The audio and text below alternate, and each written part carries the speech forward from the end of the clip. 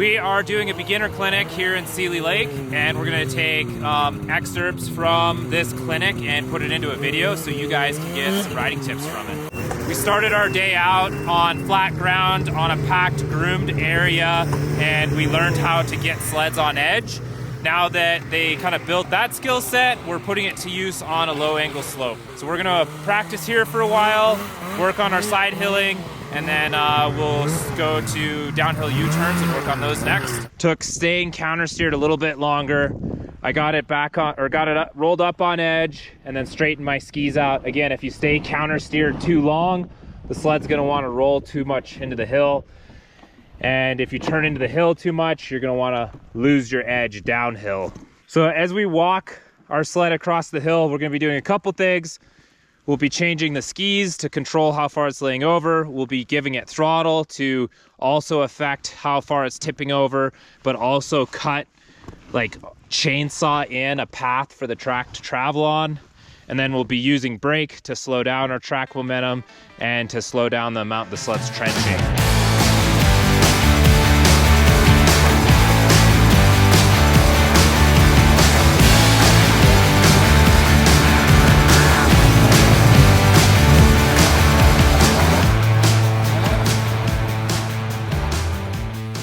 How to get our sled on edge, how to hold it on edge on a slope. Now we're gonna put a couple of those things to use. We're gonna get our sleds on edge and then turn them back uphill. So once again, wrong foot forward, give it throttle, counter steer, lay the sled over, and then I'll walk through the rest as I do it. We don't really have to yank very hard, and we don't wanna use as much throttle because we're pointed downhill, so our sled's gonna get a lot of momentum. Eventually the sled's gonna tip over, and you don't really have to manhandle it over. It's going to tip on its own due to gravity and counter steering. Once it tips, we instantly have to straighten our skis out to catch it. Otherwise the sled's gonna tip over all the way and just fall on the panel here.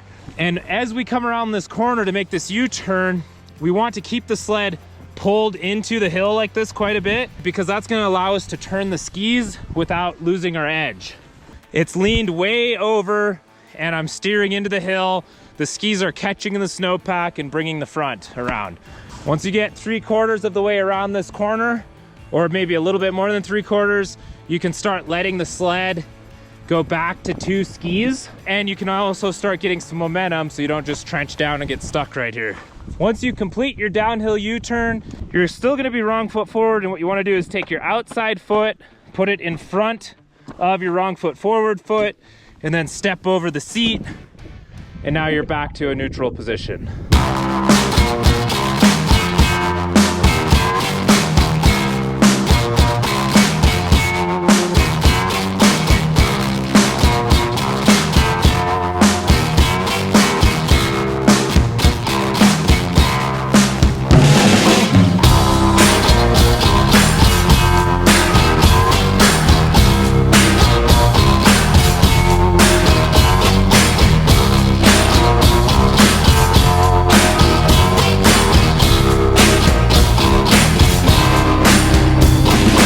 Like things are starting to come together for the guys on this practice session.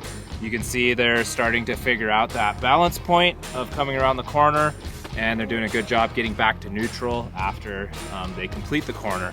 So I think we're gonna wrap up this practice session here shortly, and then we're gonna do some exploring and free riding for the rest of the day. Okay, so just briefly gonna go over riding whoops. There's a few different ways you can do it. Riding through these, what I'm doing is I'm riding in a really loose stance with my knees bent, my arms bent, and a really firm grip on the bars.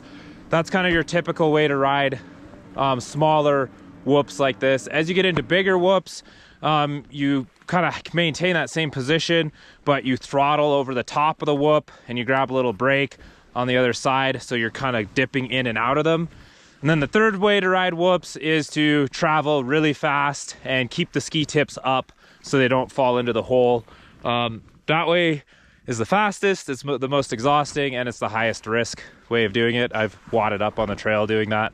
So if you do try to ride whoops that way, just be aware of that and be careful while doing it.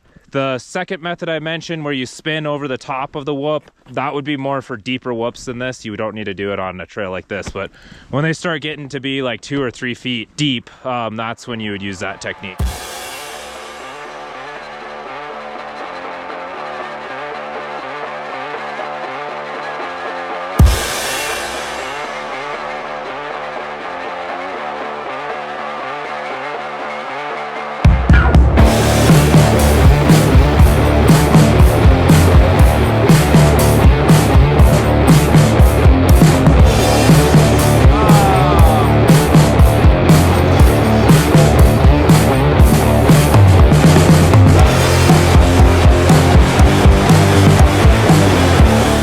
Here for day 2 of the beginner clinic.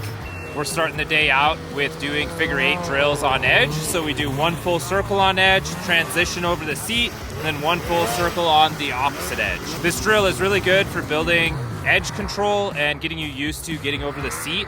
So once you get dialed on this drill, it helps you learn to do uphill switchbacks. Uphill switchbacks are an intermediate move. And then once you learn that, you can do hopovers, which I would consider an advanced move.